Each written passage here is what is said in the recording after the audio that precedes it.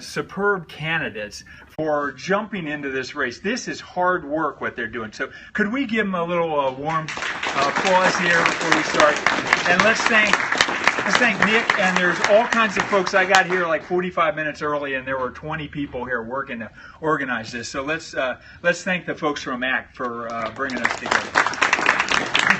All right, this is the boring part. I got the rules. The seating was drawn by lot just a few minutes ago. I've got 3 questions, and then we're going to take questions from you. So if you didn't get one of those white cards, raise your hand or something if you've got a question. If you do have a question, we've got some folks out there, and they'll get the questions. But in the course of their answering the first 3 questions, get your questions in, okay? Now, please keep the questions to the topic today. We're talking about transportation, obviously. We're talking about roads. We're talking about streets. We're talking about transit, bikes, walking. Tonight, we're not talking about ports and airports. Those are good questions, but not tonight, okay? We prefer that your questions be to all of the candidates, but if you got one burning question you got to ask somebody, we will consider that. We have a timekeeper. There we go. A little applause for the timekeeper. This may be the hardest job here tonight, okay? So, the yellow paddle goes to the candidates. When you see that, you've got 30 seconds. The red panel means you're done. And I have sought the permission of these folks to be rude to them and cut them off so that, in fairness, nobody runs over. Now, if some candidate, which of course will not happen today, attacks another candidate, then I'll have to maybe give a short rebuttal.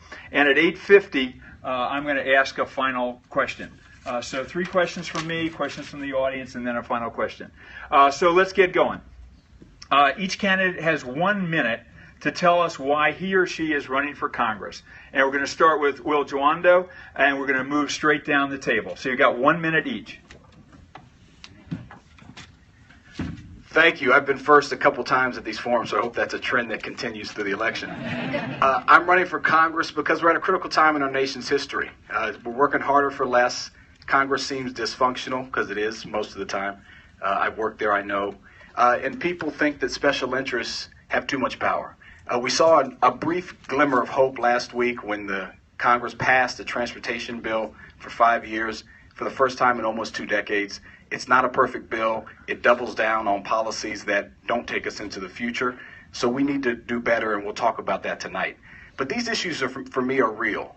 My mom and I grew up here taking transportation, 2-3 buses to work and to school. I know how important it is to have a walkable, high efficient public transportation system for communities, for safety, for economic development, and for environment. And we're going to talk about all those issues tonight. I think I can deliver those in Congress, and I hope I can earn your vote. I appreciate it. Yeah. Thank you. Good evening, everybody. It's wonderful to be here among so many friends. I've been working on issues in transit for a long, long time. I think I probably was the first one to wear purple for the Purple Line. Delighted to have this opportunity to share with you what we're all about. I am a longtime elected official here in Montgomery County. I've been a longtime resident. I have lived here. My children were born and raised here. I went to high school here. So I've been living in perhaps what is the most wonderful county. And I believe that with all my work in support of you, the community, first on the school board, then at the state level, and at the federal level at the Department of Transportation, I bring a wealth of experience and a fighting force for all of us to be able to change what is happening at the federal level. We can no longer go on with a dysfunctional federal government. We need it. Thank you. Good evening. My name is Kumar Barve. I am the chairman of the Committee on Environment and Transportation, and I'm running for Congress because I believe the priorities of our nation are wrong and our system is dysfunctional. But very specifically, it's important for us to understand that for us to rebuild our middle class in the 21st century, we have to put together the issues of fighting global climate change creating jobs, and transit is at the core of that. I look forward to talking about all of the details that are in the new FAST legislation that's been passed at the federal level. But I also want to take just a moment to talk about something that has nothing to do with transit, and that is, as a person who's a grandson of an immigrant who came to this country and was nearly thrown out of this country because he was different, I think all of us should unite around this one common principle, and that is we should not be discriminating against people based on their religion. What's happening right now with respect to Muslims is wrong. We need to stop it. Thank you. Thank you so much for having me here tonight. Our crumbling transportation infrastructure should be a matter of major concern as public safety and economic development depend on a modern transportation infrastructure. We need a smart mix approach that supports a range of transportation choices, improves quality of life, and protects the environment. Too often, established positions on both sides unfairly prioritize the interests of one group against another, such as metropolitan areas over rural areas. The progressive establishment in this race is biased against Frederick and Carroll counties, is biased against stay-at-home moms and stay-at-home dads, is biased against individuals who present alternatives that are against the status quo. Thank you. Hi, I'm Jamie Raskin. I'm the state senator for Silver Spring, and you are in the heart of my district right now. I'm the majority whip in the Senate. I'm a professor of constitutional law of 25 years at American University. I'm running as an effective progressive leader who has delivered victories time and again in Annapolis on the issues of most importance to us, including imposing compulsory ignition interlock devices on the steering wheels of convicted repeat drunk drivers, including instituting a 3-foot buffer zone for bicyclists in the state of Maryland. My wife and I live in Tacoma Park with our 3 kids. We ride the metro all the time, and if you send me to Congress, I'm 3 blocks away. I will be able to take the metro to Union Station every single day. Who knows, I might be the only member of Congress taking the metro every day. It will give me a deep personal interest in the reliability, the safety, the efficiency, and the solvency of the system. But the key to transportation is a balanced system that gives people lots of excellent choices, including driving on good highways, metro, Purple Line, CCT, and so on. I look forward to spelling out my vision tonight.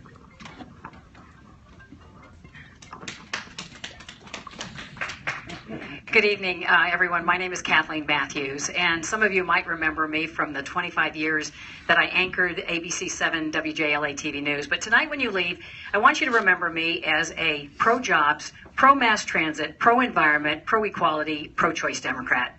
As a journalist, I covered the big stories that affected this area, from 9/11 to the Beltway sniper crisis.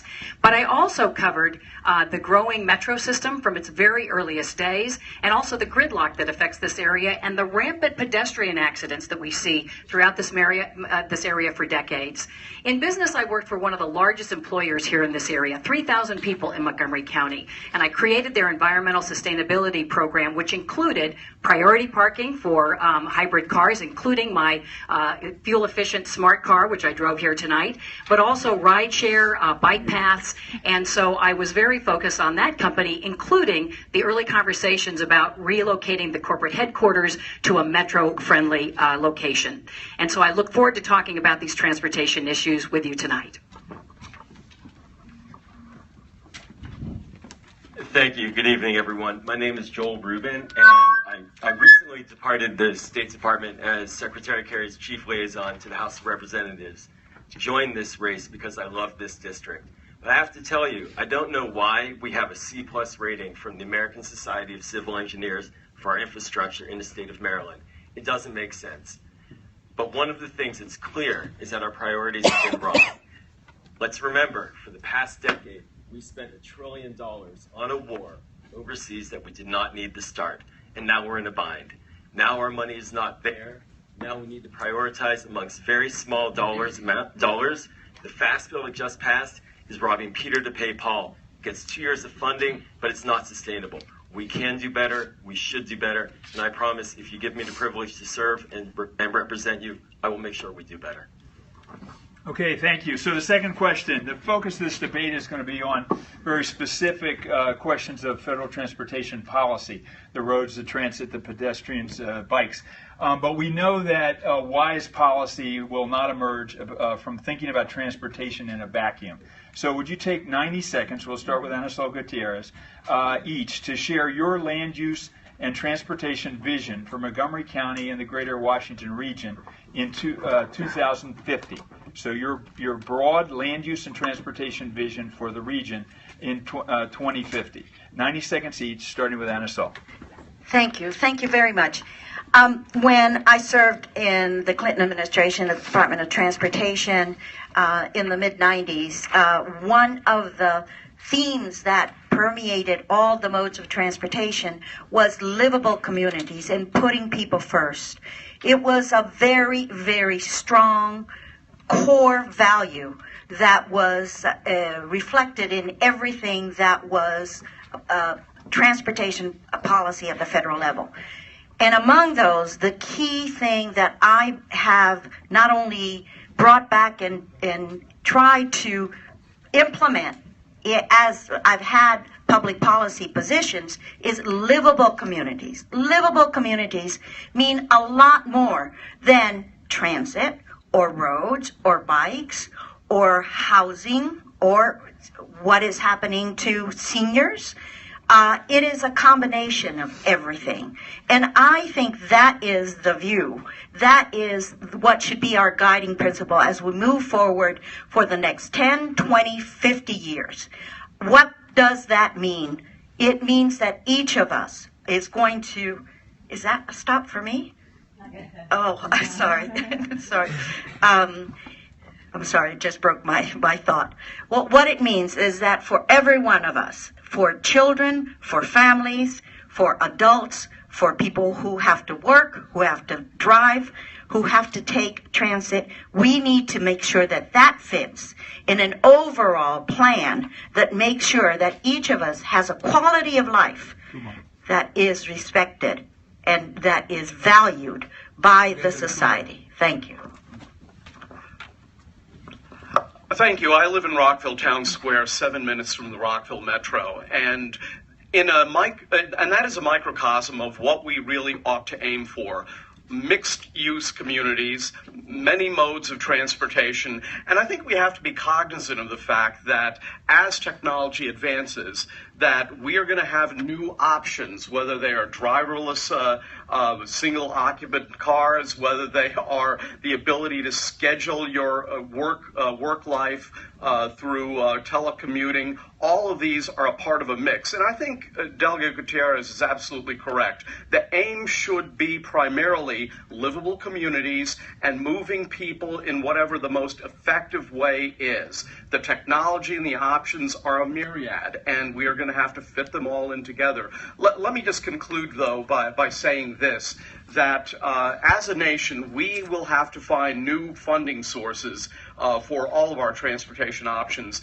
As a leader in the Maryland General Assembly, I was the person who found the revenue sources for our transportation program, built the lockbox that protects that money, and made sure that we had the ability to have a proper mix of roads and transit. We will be pushing, and I, as a senior leader, will be pushing for policies that make sure that transit is not shortchanged in the next General Assembly session, and that is a philosophy I intend to carry with me when I go to Washington. Well, I said in my opening comments that we need a smart mix approach. Basically, there's kind of two poles to this whole debate.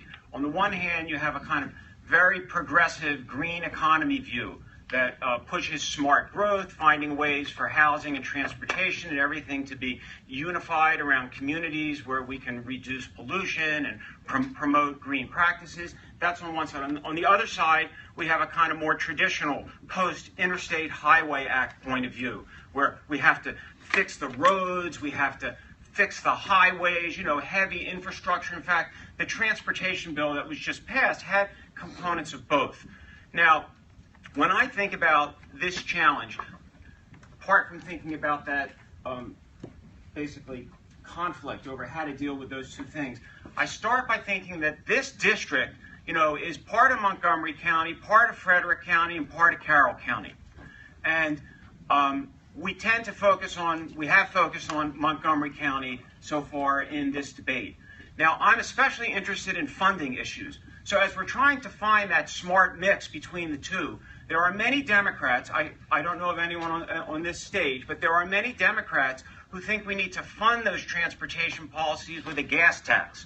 And a gas tax would be very unfair to the citizens in Frederick and Carroll County, where they drive to work and where they are less affluent.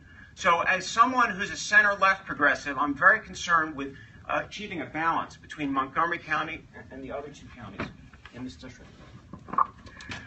So my vision is rooted in my childhood, because the metro here was built in 1976 when I was a freshman in high school. And that metro opened up worlds to me. I was able to go to new neighborhoods, to meet kids from all over the area. And so my vision has to do with building a transportation system and building an economy that gives everybody the opportunity to participate in an exciting and vibrant local culture. I've called for a Green Deal, a massive investment in our ailing public infrastructure in an environmentally sustainable and uplifting way, so we can break from the carbon economy and move to the renewable energy economy that we need. But when we think about economy, remember this extraordinary fact: more than 90% of new office leases over the last year have been within 1/2 mile of a metro. So all of the economic development is taking place towards where the metros are. So we've got to build our economic development around the idea of making it possible for people to connect. There's an important social justice connection there, and I recommend to you an article that was in the New York Times just a few weeks ago called Transportation Emerges as Crucial to Escaping Poverty. There's a study at Harvard that found that the single biggest determinant in whether people can get out of poverty is not school test scores or even crime, but it is access to transportation and the length of your commute to work. Washington clearly needs a holistic transportation strategy, and it needs this to connect people to their schools and to their work, and also to attract future generations who are not interested in owning cars. And there's a reason why those young people are migrating to cities like New York, where they can go everywhere by the subway system. And so that's what we need to focus on here. I came to Washington right out of college at 21 years old, had my first job at WMAL Radio. One of my first job assignments was actually editorializing on that radio station to build a metro system. They were stumbling over roadblocks on funding and process, but we got that metro system built. That is the basic skeleton for a mass transit strategy here. And we need now to reinvest in it. We need to build on it. We need to build the Purple Line, which is critical. So we have connectors between east and west, not just arteries out of the city. We also need to connect our area with the upper part of Montgomery County, which is less served by mass transit. And we need to connect our area to Frederick County by MARC train, by adding routes to the MARC train, so that they aren't advocating for building more and more roads so that they can come to where the jobs are. So all of these things are going to be an integral part of the solution. And the solution will require cooperation. It'll require partnerships. It'll require the federal government working with Maryland, Virginia, and D.C., and all the counties involved in that area to make this happen. Thanks, Kathleen. Transportation is a quality of life issue for all of us. It matters in every which way we spend our days, and it's crucial. But, I studied sustainable economic development in graduate school. I worked on the land use committee as a volunteer in my town in Chevy Chase. I have to tell you, these are not easy issues to rectify. There are a lot of cross currents, and we all know that. Now, the question of money, that comes up often. Is it more money? Not necessarily. It may actually be that we have to use our money better. There's a question about climate change. Frankly, right now, as we see, Secretary Kerry, President Obama are negotiating an agreement, hopefully we'll get it, in Paris on climate change. Well, more than a third of our carbon use in this country comes from the transportation sector. of the transportation sector, 98% of it is fossil fuel based. We're going to have to address that. We're going to need to have flexible networks. They're going to have to be networks that enable us to have a 21st century economy, not just building on a 20th century economy, but having an economy that works for all people in an environmentally sound way that we can afford. And that's the vision. I believe that's what Montgomery, Carroll, and Frederick counties want, and that's what we need to keep going forward.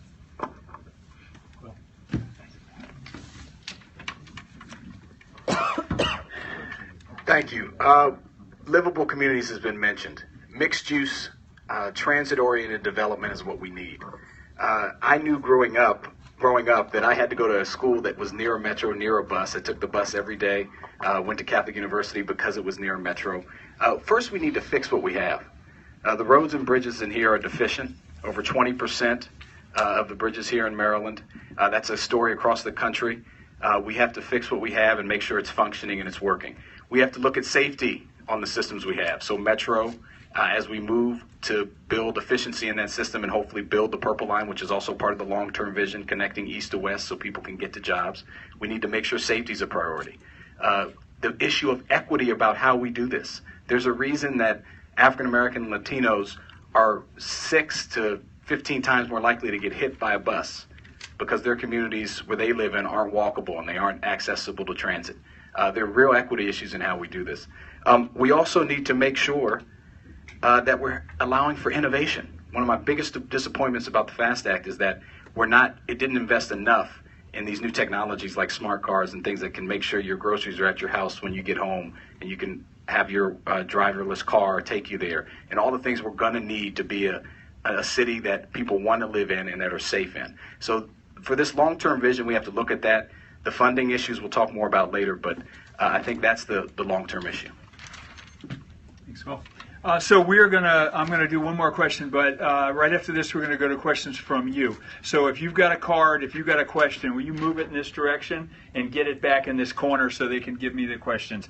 The third question, it's 90 seconds. We'll start with Kumar Barve, and it is just give us your top 3 federal transportation priorities. What are your top 3 federal transportation priorities? 90 seconds. Right. The Red Line, the Purple Line, and the Quarter City Transit Way.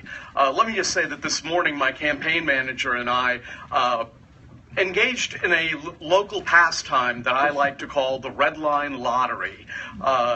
Who would get there first? I did, for reasons that are really hard to explain. Look, we have a new general manager. We have to make sure that he and his team really put together a sensible action plan for rebuilding the the entire metro system. And we again have to continue to focus on cross-county transportation like the Purple Line and the Quarter City Transit Way, which is really going to create the infrastructure underpinning of the new technology companies that are moving into Montgomery County, producing jobs that in many instances are close to $100,000 in salary on average. So those would be my top 3 priorities.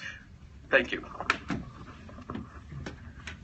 Well, my first priority would deal with terrorism, actually. The federal government currently has, major programs out of the Transportation Security Administration, that basically unite the concept of communication with the concept of transportation. Here we are in the information age. The Safe Roadway program basically uses the best information technology to coordinate all transportation in the United States. So to advance efficiency, and safety. And so we need to put more money into the federal government's attempt, especially on the communication side. So when you're thinking about transportation, you got to think about communication, because communication is about information technology. So the more information that is shared throughout our government and with our military, the more likely that we will be able to detect problems arising from terrorists. So this is a very important issue. My other 2 priorities are more federal funding for the Purple Line than the federal government is wanting to give now, and obviously we need more federal federal funding for Metro, and I think that would just finish it up. Thank you.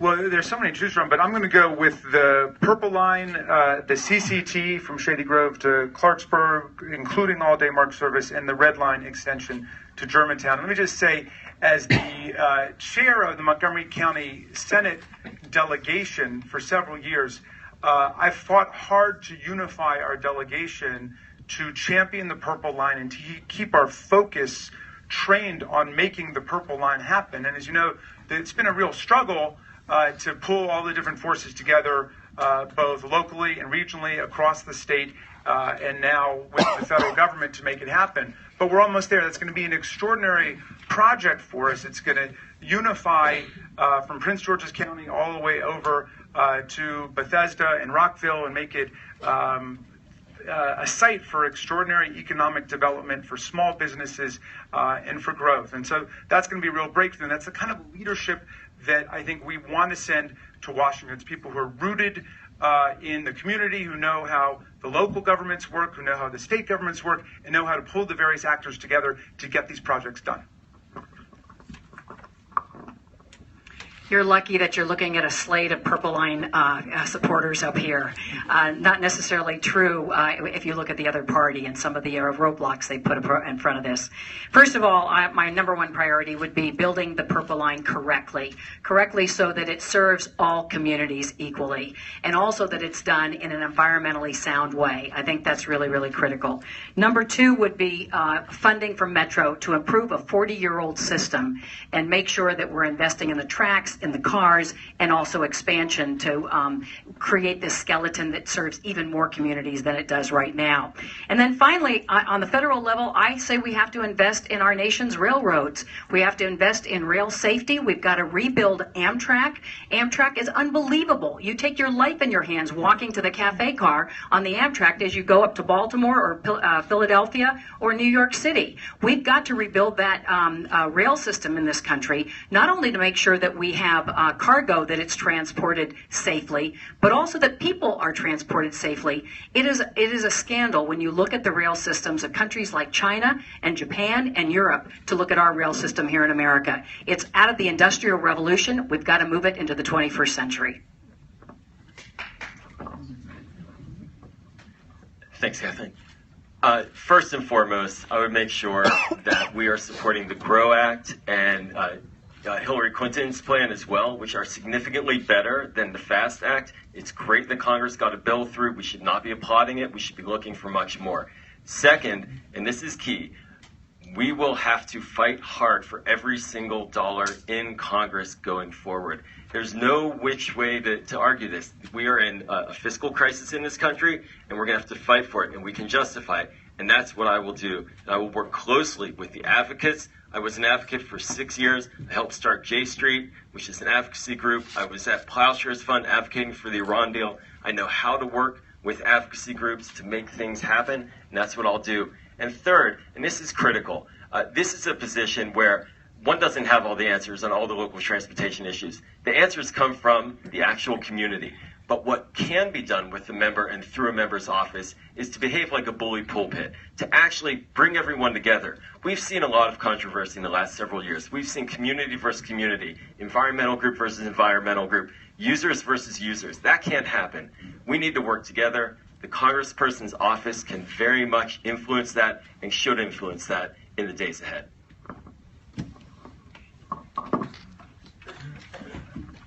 Thank you. This is questions about federal priorities. I think a big issue in this race is who's best suited to go to the federal government, has the experience to get things done in a Congress that's divided much of the time. I've spent 6 years on Capitol Hill working for Nancy Pelosi, Senator Obama, and Sherrod Brown. 2.5 of those years on the Senate Education Committee, where I negotiated with Republicans successfully 3 major bills: Head Start, the Higher Education Act, the Workforce Investment Act. That skill set is required and necessary in this job. And I have the most of anyone up here. Red Line is a priority. I mentioned innovation.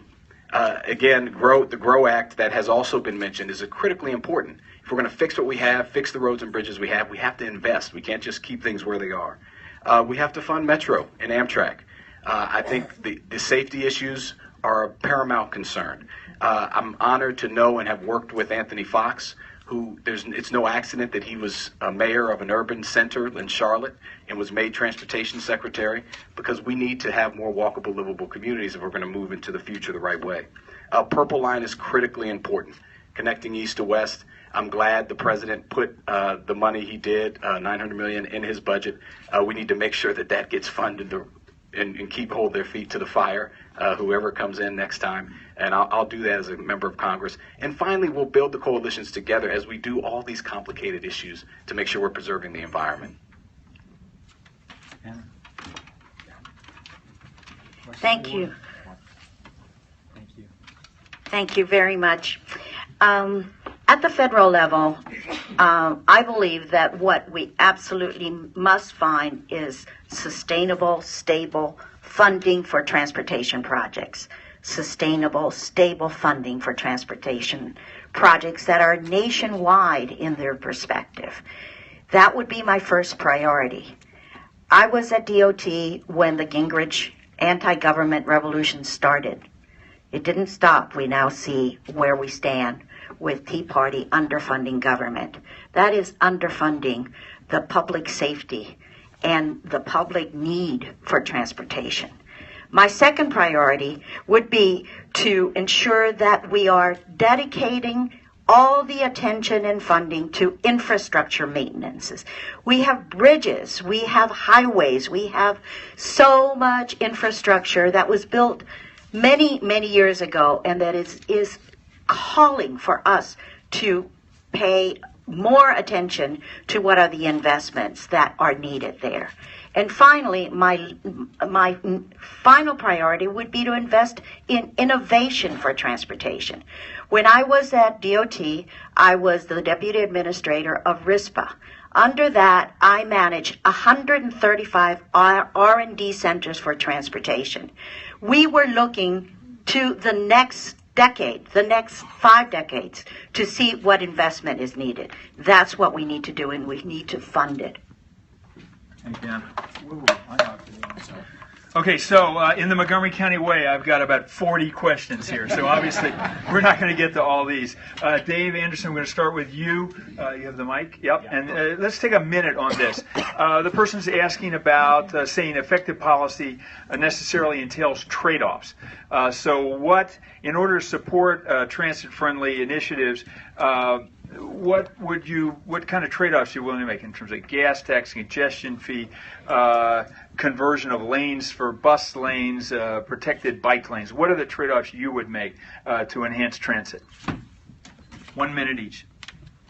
Well, that's a good question. You touch on something that I've been talking about so far. So I'm not willing to trade off helping the folks up in Carroll County and Frederick County by having a gas tax so that we can have a better transit system down here. And I feel very strongly about that.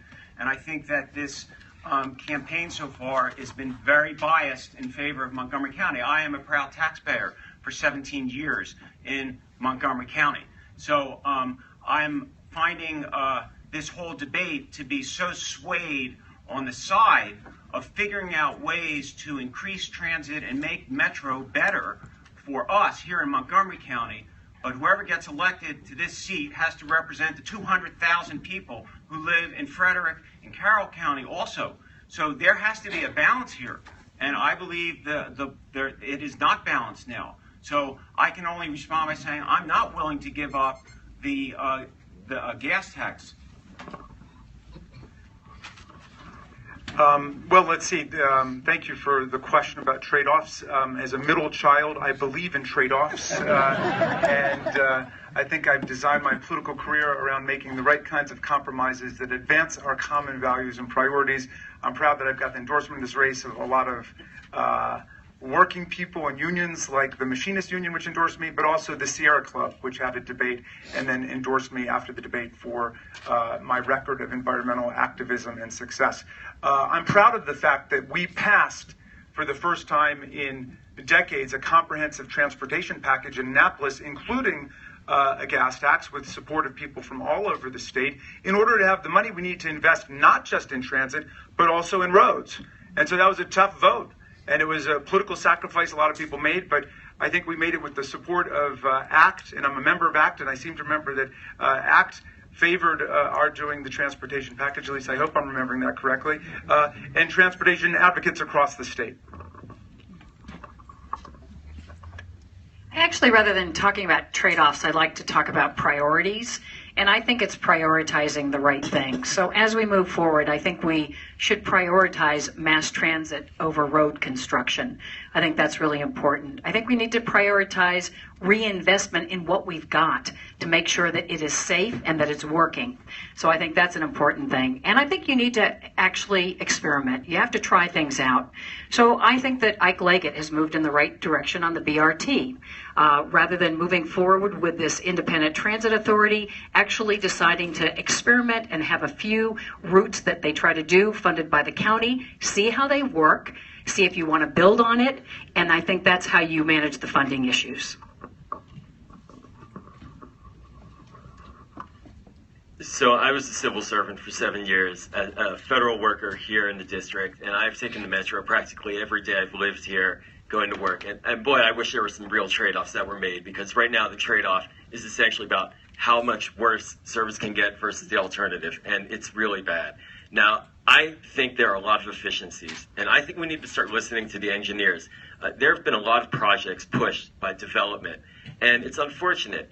I'm currently serving on the long-range planning committee of my town, and we're looking at trade-off questions right now along the Wisconsin corridor between Chevy Chase and Bethesda. Nobody's listening to us. So I think it's really crucial that in the government and in Congress, we have a member who makes sure that the communities are heard and that the engineers are heard, not the developers.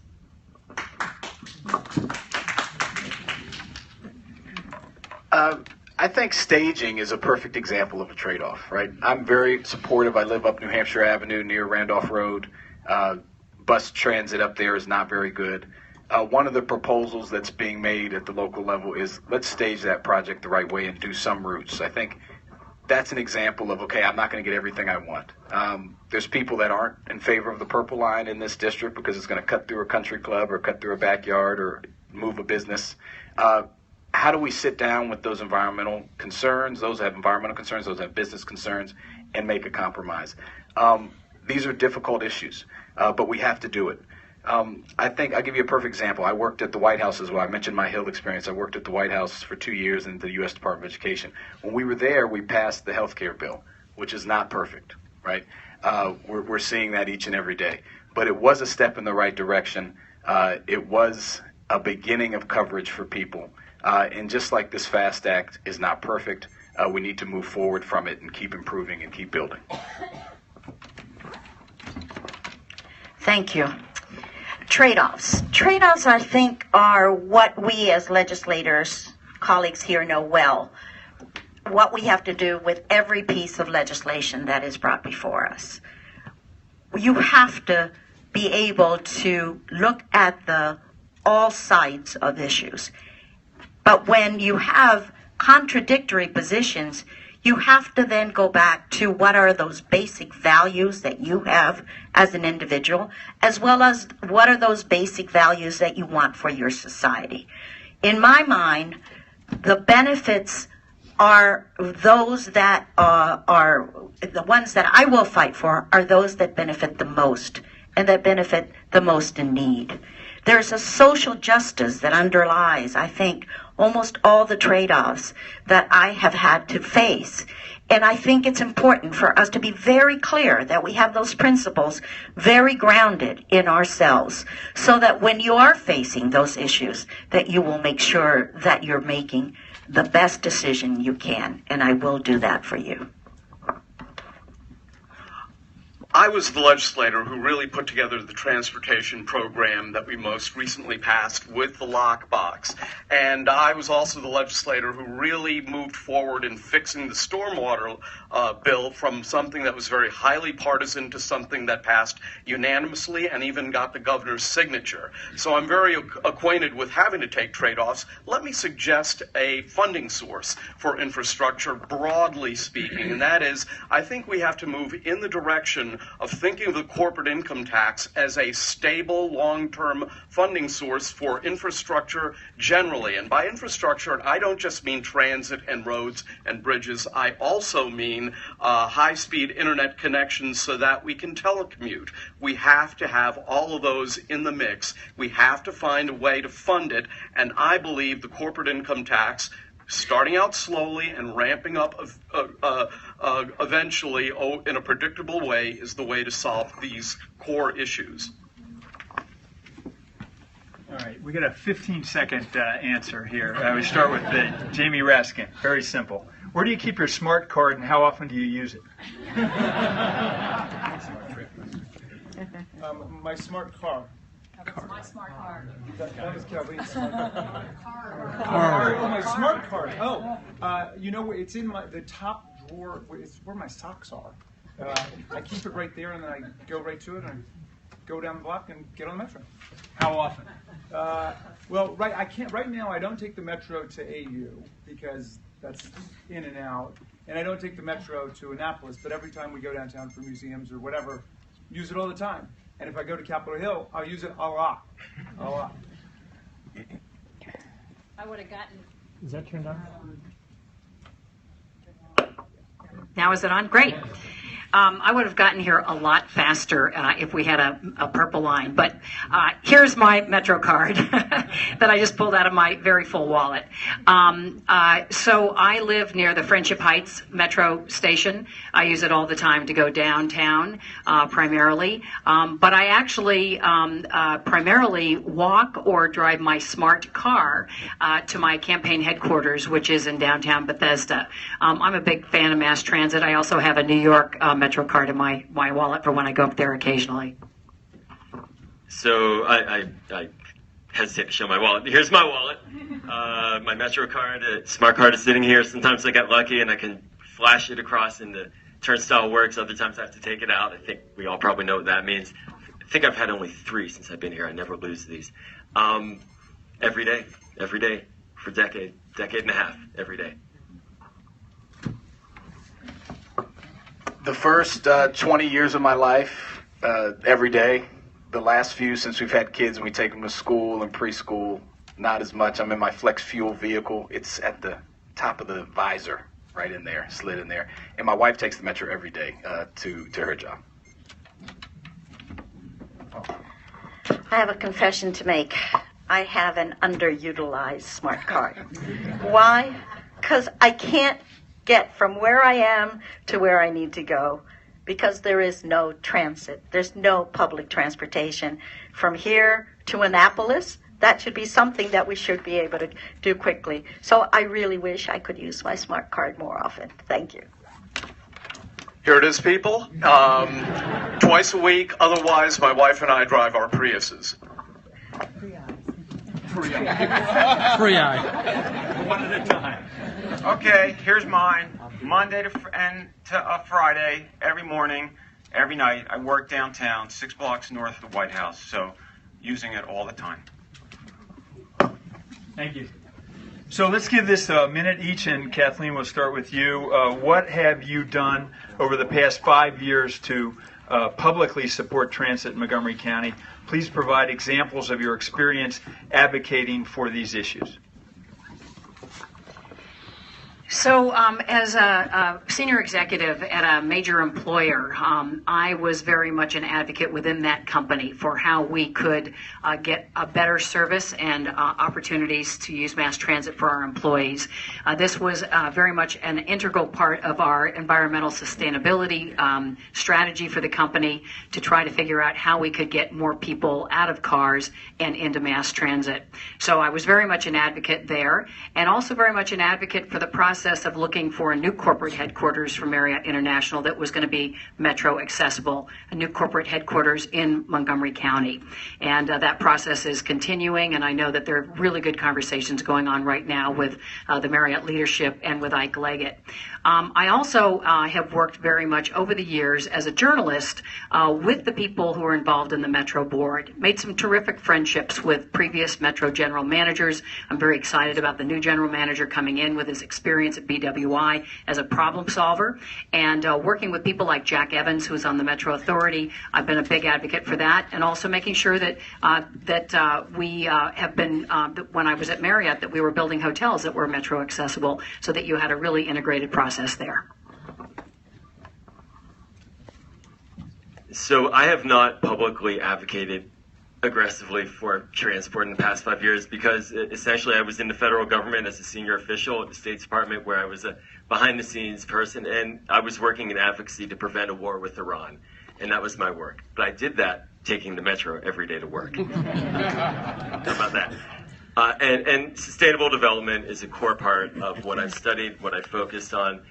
If we don't get this right, we are not going to be able to fix the climate crisis. If we don't make the investments that we have to ensure that we have renewable energy infrastructure tied to smart transportation infrastructure, tied to smart communications infrastructure, we're going to miss the boat. We are not going to have a 21st century economy, and we're going to leave our children with a very heavy burden. A couple specific things. I was served on the Montgomery County Nighttime Economy Task Force a few years ago, where one of the many issues we talked about was the availability of mass transit in the evening and how that affected our economy as an economic issue and a safety issue for our community. I've also testified several times before the County Council in favor of the BRT and the Purple Line as a board member of the African American Democratic Club and an East County resident where our transportation options are slim and few and far between in many ways. But it really probably started as a kid growing up in Long Branch, asking my mom why the bus took so long, and asking the bus driver. She said, I get my little soapbox, and I said, what took you so long? And I really think about how you get your start in advocacy, and I think it was way back then as a little kid. Well, I have been a long time and very courageous advocate for the Purple Line, and I think many of you know.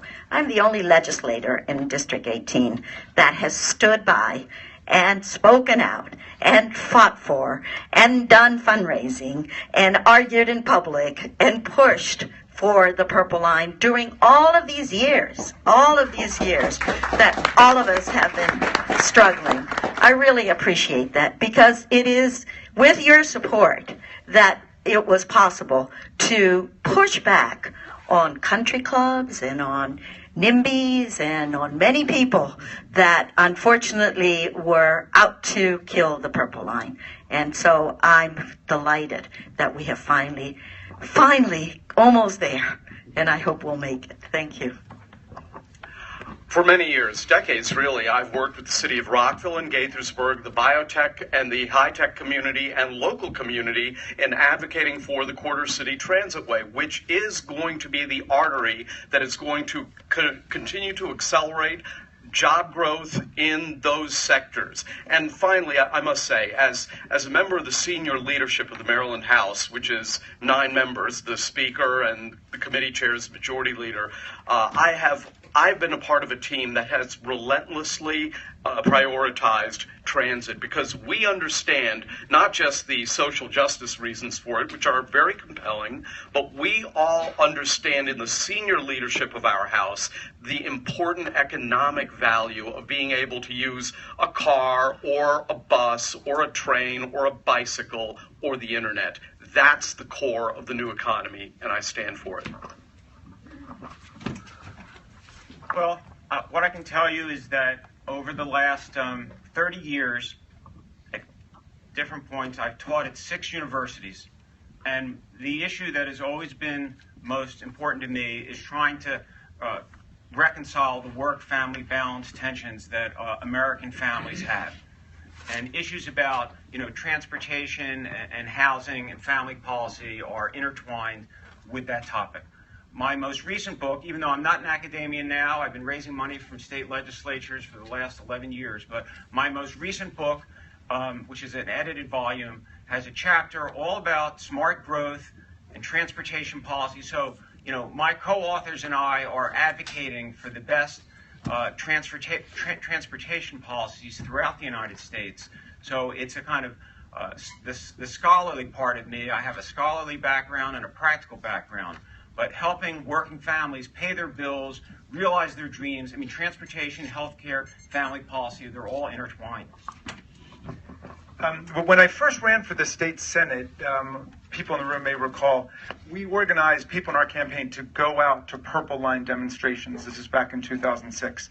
And when I got in the Senate, I continued organizing, and as the chair of the Montgomery County Senate delegation, I whipped the votes in the Senate delegation for the Purple Line repeatedly to make that happen. But it wasn't just the Purple Line.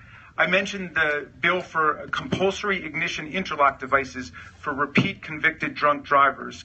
We passed that after a huge struggle with big liquor in Annapolis, and that has reduced the alcohol-related traffic fatality rate in our state, along with other anti-drunk driving legislation that I've worked on. I also introduced the legislation with the pro-bike groups, One Less Car, whose name really should be One Car Fewer, but I've talked to them about that. But One Less Car, for a 3-foot buffer zone between the bikes and the cars, and that was a big fight, and we got that done. And I also worked with the municipalities and the counties to get the signs off the highway, to give the local authorities the power to go in and to ticket people who are putting signs up illegally on the highways.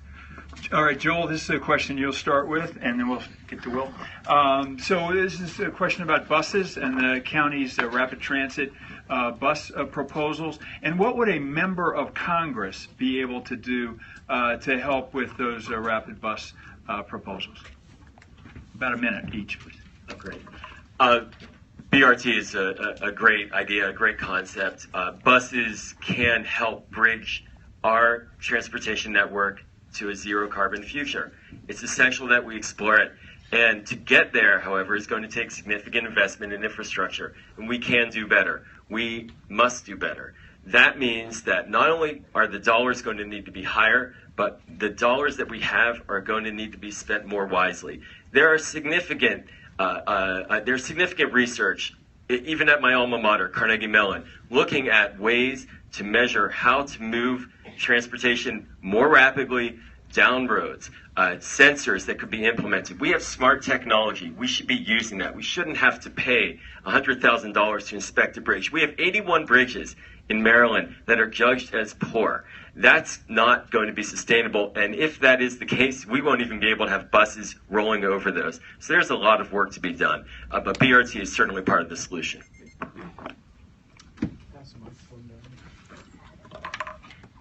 As a member of Congress, bully pulpit's important. We haven't talked much about it tonight. I think it's half or more of your job to be responsive to your constituents, to let them see your vision and your passion for their lives and how to improve it. I'm looking at Karen McManus as I say it because she does this job very well for Chris Van Hollen. So I think being an advocate vocally, loudly about how important these issues are is important. I think the organizing aspect of that is important. I think private investment. Not everyone likes the private investment partnership model. I think it's going to be necessary going forward for a lot of our transportation projects. So I think as a member of Congress, national profile, kind of brokering and helping with those relationships can be helpful.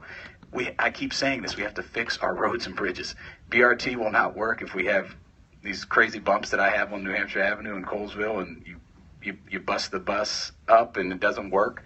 So we have to make sure that we're giving that money, like the GROW Act at the federal level, that will do that. And then finally, research and innovation, which I've also mentioned, so we can do the kind of smart growth that we need to do here. Well, clearly, I think the most important thing that we can do at the federal level is just to ensure that we have the proper funding for our transportation needs. And this can be done. It was done in previous years, and still until we started cutting back on the role of government. I believe that the federal government is key to ensure that we have a dedicated funding stream for transportation, and that comes with clear priorities of where we need to ensure that we are providing the infrastructure that's necessary.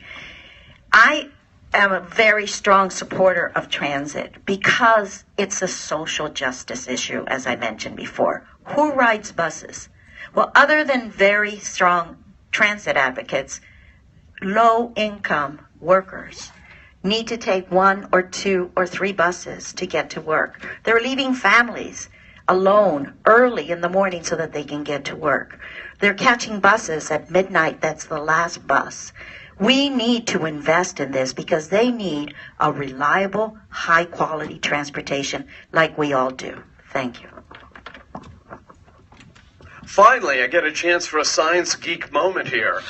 I really believe that the primary role of the government in this instance especially should be research and development.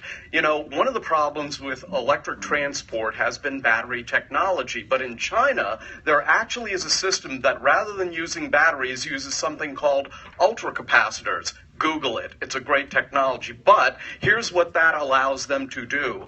Every time the bus stops at a stop to pick up passengers, it plugs in and recharges inside of 15 seconds because ultracapacitors don't have a lot of capacity, but they charge and recharge almost instantly. That is an example of a kind of technology that the federal government is really well suited to do. And so you have just been you have seen a display of a Kumar Barve science geek moment. In my current job, I have also worked with our Federal Relations Department and learned a lot about how one gets, whether it's an organization or a congressional district, how you get money out of the federal government. So I would say three things. First of all, the bus issue is first and foremost a county and state issue. It is not first and foremost a federal issue. That's the first thing. Second, you can get money, through an appropriations bill that may have been authorized. So that's what you read about in the newspaper a lot. So as your member of Congress, I would try and get funding through an appropriation bill. But the other way to get the money is directly, like going to the Department of Transportation and knowing, which grants to apply for. So there are ways to get money, for your bus system in your county where you can avoid Congress, basically, and get it through an executive branch agency. So as a member of Congress, I would still help with that navigation process. What's the role of the congressperson from the 8th Congressional District in helping to make BRT or any other transit project or transportation project we're fighting for happen? Well, the first is a visionary project. The Metro was reflective of a great society vision, and I recommend to you a wonderful book written by Zachary Schrag called The Great Society Metro.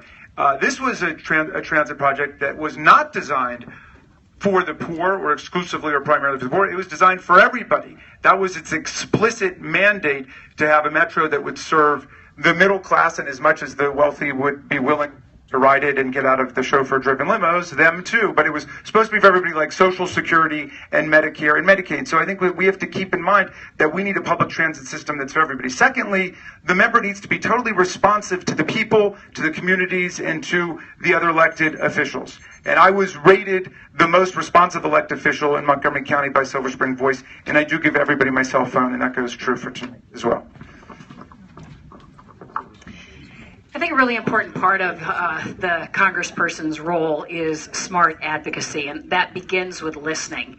So let me tell you a story about a woman who was the checker the other night for me at the Safeway store. It was about 11 o'clock at night. I was coming home late from a campaign event, and she was talking about getting off her shift and the fact that she was going to spend 2 hours because of a late shift trying to get home that night because she didn't own a car, and her only alternative was mass transit, and it was going to be a combination of metro and bus. And finally, by the end, she said, I'll probably have to take a taxi.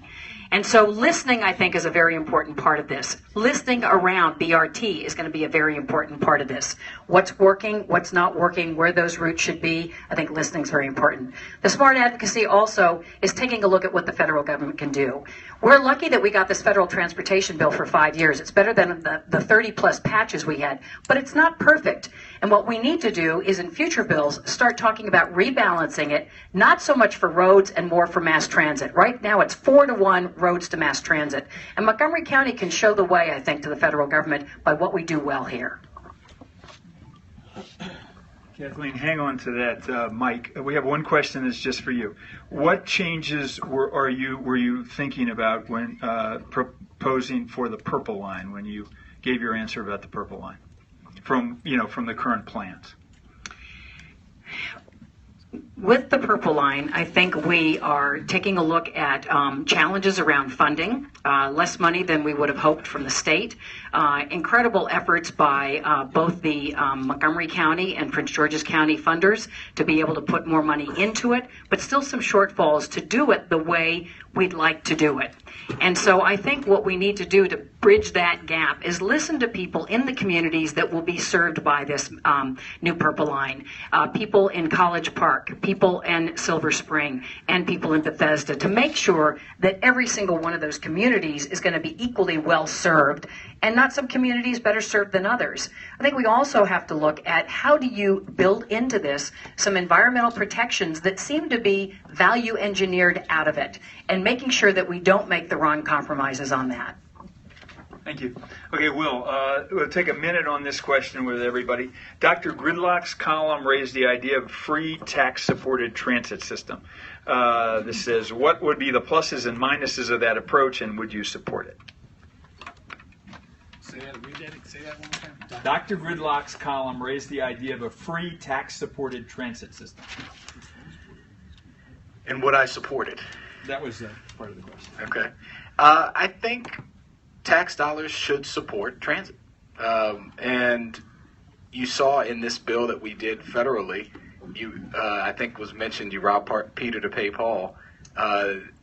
Even though we passed the bill, we took money from the general fund and put it over into the trust fund, so for all intents and purposes, there is no trust fund right now, and we're going to just be doing it through budget gimmicks. I think, so when you're talking about, if you start from the premise that taxes should support transit, I think you have to look at new revenues like a gas tax. And then when on the other side, on the revenue side, but then on the other side, what do you give tax breaks to? And that's where you start talking about the shifts from a carbon economy. You start talking about the investments we do making sure they're more for mass transit than for roads and highways. So as a general premise, I think tax dollars should support transit, and those are some of the ways that you can do it. Yeah, sorry. I think that's a terrific idea. Oh, wow, Dr. Gridlock, I'm with you. Just like we have free public education and we see that there is a social benefit and a social good, I think transit could easily fit into that category. I would love to see us come up with what I think is already occurring somewhat in Europe. Transit systems are everywhere. It has a huge economic impact as well as an environmental impact. If we were able to really understand that it's when we all win that indeed we are all winners. In other words, when we are working together for the benefit of the greater good, then that is what we need to be doing, not seeing who has the largest car, who's going to be the largest gas guzzler, and not think about the rest of our society. Yes, I would support it. When I was in Dijon, France, my wife and I used the mass transit. We used the buses specifically. They were wonderful. They were clean. You could understand the French language notice of what was coming up, what stop was coming up next. But we did pay a fee, and I think it's appropriate to have a mix of subsidy and fees. But let's put this, since I'm an accountant, let me put some of this into perspective. The 8-car coalition for the Red Line is a principle of having 8 cars in a row, as you all know, and the price is $1.5 billion, roughly, which would have to come equally from Maryland, D.C., and Virginia. You know, even if I completely agreed with the notion of a totally subsidized transit system, which I really don't for the reasons I listed, the amount of money necessary for that I don't know where one would find the votes for that. I'm sorry to throw a wet towel on this, but I like a subsidized system, and I like and we can do a lot better than we are right now. Well, it's an interesting question, but it kind of speaks to the point I started with. This forum is not about Montgomery County. This is not a county council debate. This is about Congress. And District 8 consists of Montgomery County and large parts of Carroll and Frederick County. Now, there is transit in Carroll County and in Frederick County, but the majority of the transit, and the transit that we're thinking about, is the transit in Montgomery County, and especially the metro. So no, there's a terrible idea, because it's totally unfair to the 200,000 citizens in Carroll and Frederick County. It might be a good idea for Montgomery County, the county council, to talk about that. But it's a terrible idea. How could we tax, basically, the folks up in Carroll and Frederick County who are in our district, because they're not going to be using most of the transit. They're driving their cars. And if we put the gas tax on them, then those hardworking families who are less affluent than us here are hurting even more. But I read that article in Dr. Gridlock, and I got to say it blew my mind, because I had never really thought of public transportation as potentially just a universal public good, like a public park or like the streets or like the highways, which we pay for universally. Now, we do pay for certain kind of highway trips. When you go through Delaware, for some reason, it costs about $400 to get through that state. So there are certain special occasions. But why couldn't we do the metro like that? What if we said, as a limited experiment, and here I would defer to Ben Ross and the ACT transit experts, because we really need some help on this. But what if we said, if you don't go during rush hour, you take your smart card, it's not rush hour, it just lets you in. And so we encourage people to get off the roads, not use the car, and to use the metro, at least not during rush hour, and then you got to pay during the rush hour. Why is that such a crazy idea? That's the kind of creative and innovative thinking I think that we need to get through this, because right now the incentives are all wrong.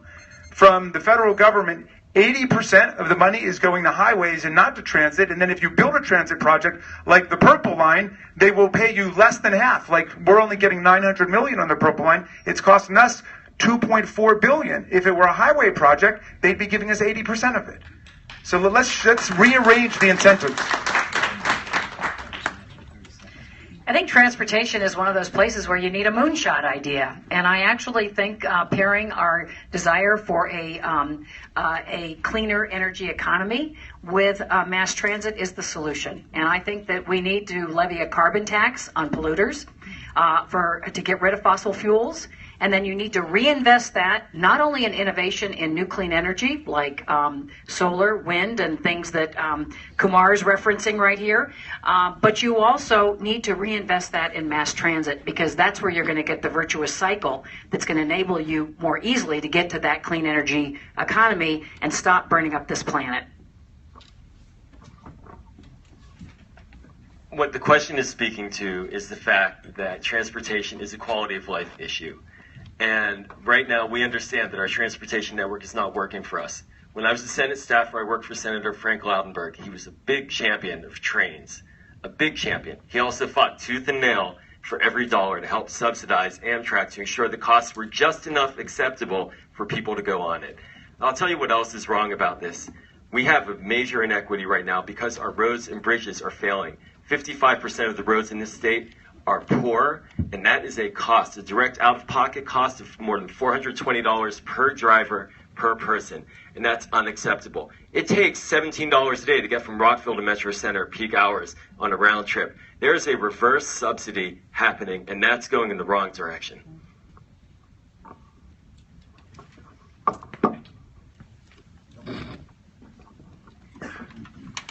This question is, let's see, we're going to start with Anna, and we're going to go for a minute apiece. And this question is, should the federal government fund a second bridge across the Potomac from Upper Montgomery County, or expand the current American Legion Bridge, or neither?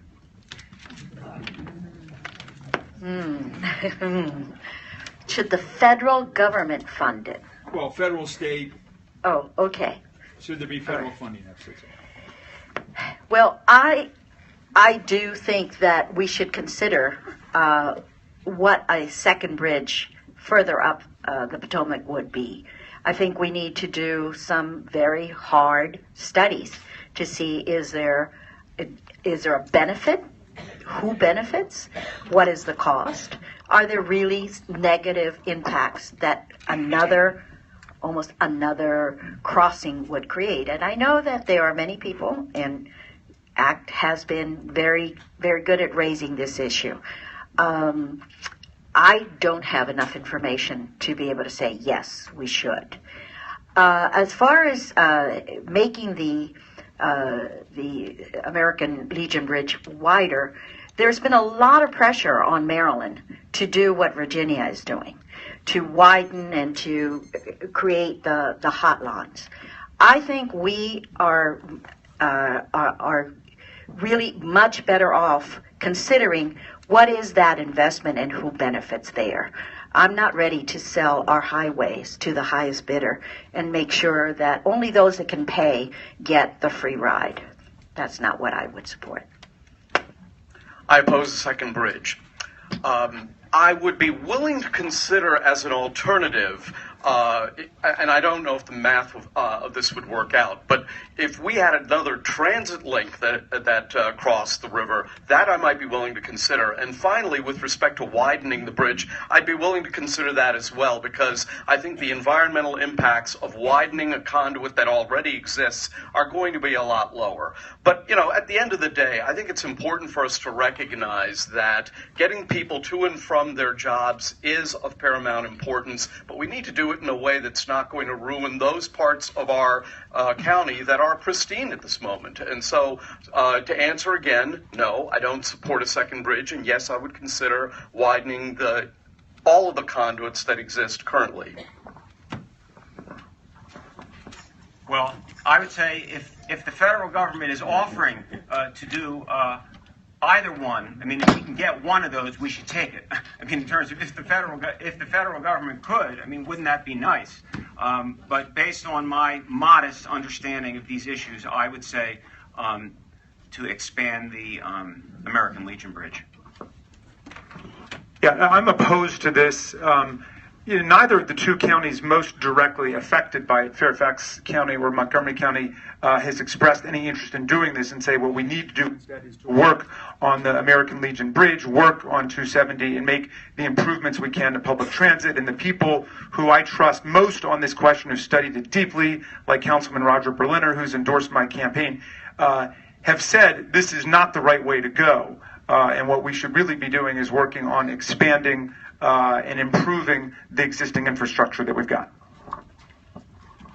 Personally, I prefer White's Ferry, getting across at the upper part of Montgomery County.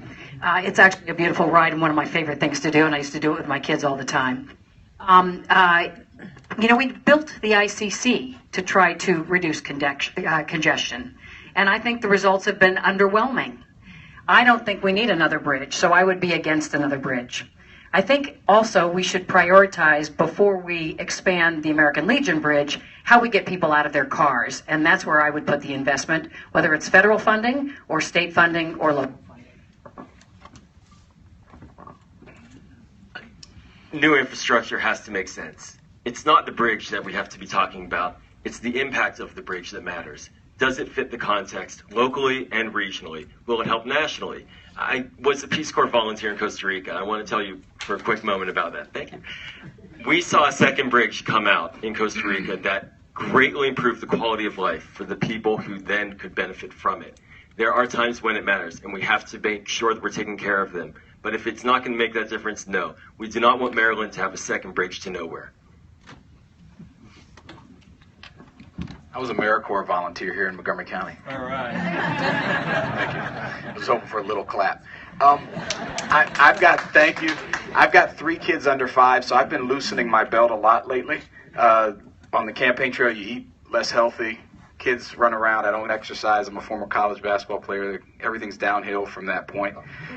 So I'm generally against and skeptical of belt loosening transportation tactics, like building the ICC. The analogy for those that don't get it, a fat person loosens their belt, they grow to fit the weight. And oftentimes when you're incentivizing that, you're not doing things like making communities more walkable, investing in transit-oriented development, and all the things that we've been talking about here tonight. So from that standpoint, I would not be for the second bridge as a belt loosening kind of tactic. We have the fourth most congested area in the country here in the DMV, and people spend over 1/5 of their money annually on transportation costs. In some places it's higher. So adding new tolls and stuff and making it harder is not going to be good for people. Thank you. Okay, we've got a final wrap-up question here. Joel, you're going to start, and we're going to roll this way, okay? Change it up a little bit. 60 seconds each. So we've heard a lot of really well thought out policies, a lot of agreement on the basics. I'm pretty sure my friend Harry Sanders would be really impressed with this group of candidates. But what I want to know now is tell us why you, if you're elected, are going to be able to be effective in getting action on what you say you're for in the astonishingly dysfunctional body you seek to join. Can you say astonishingly twice? I have a track record of success working on incredibly intransigent issues in the body for which we all aspire to be a member of. I was the chief envoy, or liaison that is, pardon me, to the House for Secretary Kerry from the State Department. I organized outside advocacy to advocate for a nuclear agreement with Iran. I've been in these battles, but I have to tell you, transportation is a bipartisan issue, and I know how to work with Republicans. I won a bipartisan award to support military health care back in 2008 when I was a Senate staffer. It can be done. There are good ways to work with people, and transportation is a unifying issue. That's what I'll do. It's about fighting hard. It's also about playing well with others, and I have a track record to do that. And if I earn your vote, I promise that that's what I'll do. So as a journalist, 25 years on television covering local issues, national issues, and international issues, I have a very thick Rolodex and set of contacts. Democrats and Republicans. And I interview Democrats and Republicans, and I earn the respect of Democrats and Republicans. And I know how to talk to both of them. In my business career, I worked in a fairly conservative company, a company that employs thousands of people in this area, cares about those employees, but also had some conservative Republican leadership. And when I came into that company, as part of negotiating my arrival there, I negotiated to be able to lead them on an environmental sustainability strategy. When I said I'd like to do a green strategy, they didn't even know what I was talking about as a green strategy. And so I gave them Al Gore's Inconvenient Truth DVD to watch it, to say this is what we need to address. Created that environmental strategy, worked on diversity issues, creating a new culture of inclusion for the LGBT community in a very conservative environment. So I know how to operate as a progressive, putting forth ideas in a conservative environment, and that's what it takes to be in this Congress right now. Those of you who are from District 20 know that when I first got into politics as an effective progressive activist and organizer, that my chances of victory were considered impossible by all the pundits. And when we ended up with 67% of the vote in the primary, all the pundits said that my victory was inevitable. We'd gone from impossible to inevitable. And that has sort of been the story of my legislative career as well, where it's been the hallmark to take seemingly intractable, impossible issues and to move them by creating a coalition of people that wants to make it happen, that opens its arms, that talks to people across the aisle and builds big coalitions. And we did it on marriage equality, where I was the floor leader. We did it on abolishing the death penalty, where I was the floor leader. We did it on medical marijuana. We did it on decriminalizing marijuana. We did it on the DREAM Act. We did it on the transportation stuff that I talked about tonight. I'm very proud of all of those things. I'm also a professor of constitutional law, and I teach, in addition to constitutional law and First Amendment, legislative process, and I know the legislative process backwards and forwards, and I will go to Washington and put it to work for our people. In my current job, I have worked successfully with Democrats and Republicans in 20 states to raise money for college students to come to Washington. My scholarship over the years centers around an effort to draw the best ideas from both sides of the aisle. The animating theme of my campaign is a national family policy that would provide young, hardworking families with either paid leave and child care support until the child's 5, or paid leave and a tax credit for stay-at-home parents, moms or dads. What I'm trying to do in distinguishing myself from the other candidates here is arrive at a way, a center-left way, to go to Washington and dive into the dysfunction, recognizing that the Republicans and the Democrats are polarized. In fact, the leaders of the front runners of this campaign are really on the left wing of the Democratic Party, and I am not. So what I would do is dive into the dysfunction and craft bipartisan solutions with the Republicans, because that's what I've been doing the last 30 years in my scholarship and my work. As a Democrat and as a liberal, I convinced a Republican governor, Bob Ehrlich, to include renewable energy as a part of our energy mix. As the chairman of the Environment and Transportation Committee, I took the political problem of the so-called rain tax and fixed it in such a way that it passed unanimously and was signed by our Republican governor, and the environmental community and the business community think it was a great outcome. And finally, I should note that after nearly half a decade of struggle, I got appointed to be the chair of this committee, and inside of 90 days, I passed a moratorium on fracking that had a bipartisan, ultimately a very strong bipartisan vote. You know, I've been working with people on all of these issues for many, many years, and this is clearly a gigantic challenge going to the U.S. Congress as it is constituted today. But challenges are something that I have never shied away from. If it's tough, if it's complicated, if it involves math, I'm your guy. Thank you. Well, I feel I'm ready. I've been working at this for a long time, for this unique opportunity. I believe I have the necessary knowledge and experience as a legislator to be able to be a legislator at the federal level. I have the breadth and depth of so many issues that impact us here in Montgomery County. But I've had that knowledge and that experience ready for the federal government because I've been there. I worked at the Department of Transportation during the time when it was very similar to this time, the Gingrich Revolution. I am ready because I will not be alone. I have the Congressional Hispanic Caucus, 26 feisty Latinos, ready to work with me on day one. And so this feisty lady, who's a fighter and has a good reputation, as well as a record of standing up for those things that we all care about, is ready to be your representative in Congress. Thank you. Thank you. I've done it. I have done it in the Congress. When I started working for Nancy Pelosi, we were in the minority. She was the Democratic leader. Thankfully, in 2006, we took over, and I worked for Senator Obama when we took over the Senate and the House, and she became Speaker. We still had President Bush, though. We had divided government. Worked on the Senate Education Committee for him and for Sherrod Brown when we negotiated with Republicans. Lamar Alexander's chief of staff, one of my good buddies, he's still there. Serious legislation in the areas of workforce, education, and health care. I've done it. We have good state legislators up here. Washington is not Annapolis.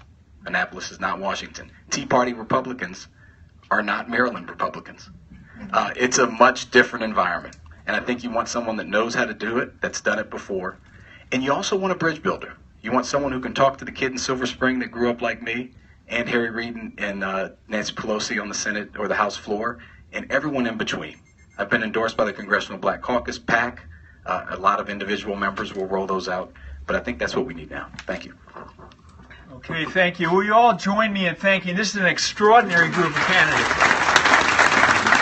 I think we can be very proud of the candidates we have. So, and thank you. Now, will you all applaud our excellent audience?